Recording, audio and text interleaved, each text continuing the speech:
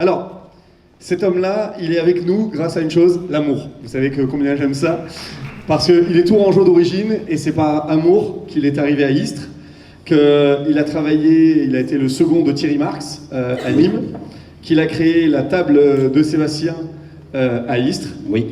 et qu'il a été le chef privé de la famille Saadé. Exactement. On est bon jusqu'à là, On est bon, et on n'a pas fait exprès du tout.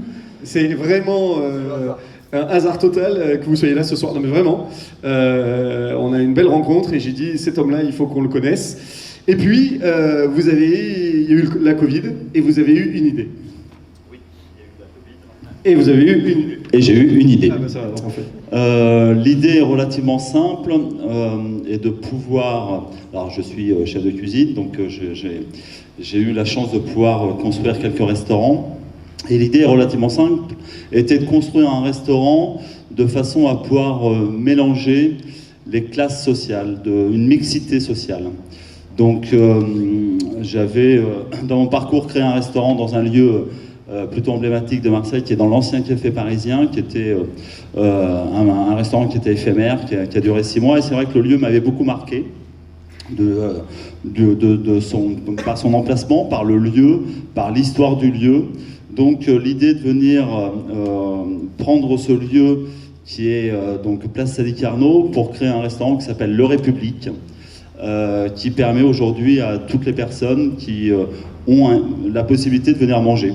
Alors on a 2 axes en fait. Alors le premier axe, c'est que l'ensemble du restaurant est porté par une association.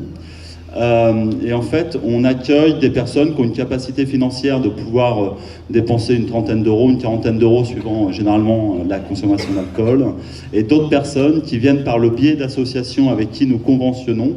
Ces personnes-là ont exactement la même chose, même accueil, même service, même cuisine et même boisson, et ces personnes-là payent 1 euro. Pour ce faire, on est aujourd'hui 29 personnes qui travaillent sur le restaurant. On est également entreprise d'insertion, c'est-à-dire qu'on a sur les 29 personnes, 14 personnes, entre 12 et 14 personnes, qui sont en parcours d'insertion, que l'on forme au métier de la restauration. On a ouvert tous les axes, c'est-à-dire aussi bien la partie cuisine que la partie salle, mais également le côté administratif. Donc aujourd'hui, on forme des personnes au métier de la restauration et on s'est aperçu que le restaurant, l'écho du restaurant, aussi bien sur les personnes, on va dire bénéficiaires qui venaient déjeuner ou dîner, permettait de pouvoir... On a eu beaucoup de personnes, on a toujours d'ailleurs beaucoup de personnes qui ne se sont jamais installées dans un restaurant, qui n'ont jamais été servis, qui n'ont jamais pu s'asseoir. Donc ça, c'est extrêmement important. Donc de très bons retours, mais également de très bons retours sur les personnes qui ont la possibilité financière de pouvoir dépenser un petit peu d'argent. Et donc, il y a 70% de votre chiffre d'affaires qui est fait avec les clients normaux, le tout venant, et 30% réservé à des associations caritatives. Oui, on a 82 aujourd'hui associations caritatives qui sont plutôt basées sur le bassin marseillais, mais pas que. Donc on signe des conventions, on leur donne un quota de façon à ce qu'ils puissent, suivant la grandeur de l'association, donner un accès à leurs adhérents. Donc aujourd'hui, on vacille entre 30 et 32% de personnes qui viennent chaque jour, chaque service, pour venir manger au restaurant. Et donc c'est le mélange... Pourquoi je suis en bas? Je remonte. Vous m'impressionnez, c'est pour ça. Je suis resté en bas. Et pourtant, vous êtes un élévateur social, puisque vous mélangez à la fois bien des gens qui n'ont rien, avec des gens qui ont beaucoup dans le même restaurant. Oui, tout à fait. Alors oui, l'idée est vraiment celle-ci, en fait, de pouvoir montrer aujourd'hui, et bon nombre de personnes nous sont encore surprises, de voir, en fait, il n'y a pas de différence. Il n'y a pas de différence, il y a des tables évidemment de 4, 5, 6, 8 personnes, 2 personnes, 1 personne, et à côté vous mangez avec des personnes qui bénéficient du restaurant et payent 1 euro. Très bien. Et c'est votre famille? Oui, vous avez votre famille aussi? Ouais, c'est ça, ils sont tous venus avec leur famille. Et alors, vous êtes plusieurs chefs étoilés à vous y mettre, oui, à faire la cuisine? Alors, en fait, il y a un backup, c'est-à-dire qu'il y a quand même un chef exécutif aujourd'hui. Et l'idée de pouvoir tourner, c'est-à-dire que les cartes vont se succéder. Il y a également des quatre mains partagées qui vont arriver de façon à pouvoir faire en sorte, aujourd'hui l'association comprend à peu près 300 membres, dont 60 chefs. Donc il y a beaucoup de chefs marseillais, mais pas que. Et donc l'idée, c'est de pouvoir tourner au fur et à mesure du temps, et que chaque chef qui souhaite d'ailleurs, aussi bien les personnes qui sont adhérentes de l'association, mais même celles qui ne le sont pas, peut pouvoir venir et proposer une cuisine et proposer un savoir-faire dans l'orientation, évidemment, d'accroître la clientèle, mais également d'accroître le savoir et les compétences et la transmission aux personnes avec qui on travaille. Très bien. Et vous avez en janvier, tous les aliments qui seront dans votre assiette viendront à pas plus de 150 km du lieu du restaurant.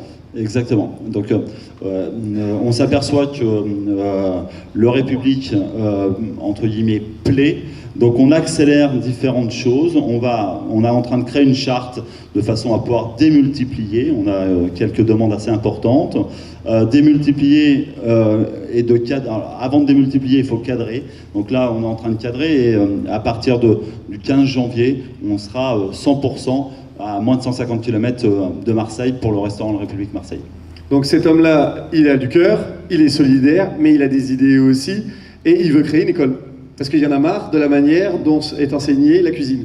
Alors, marre, je ne sais pas. Je trouve que... ça, c'est en off. L'offre et la demande, entre l'offre et la demande, il y a une grande différence. J'en entends parler depuis que je suis cuisinier, donc ça fait quelques années maintenant.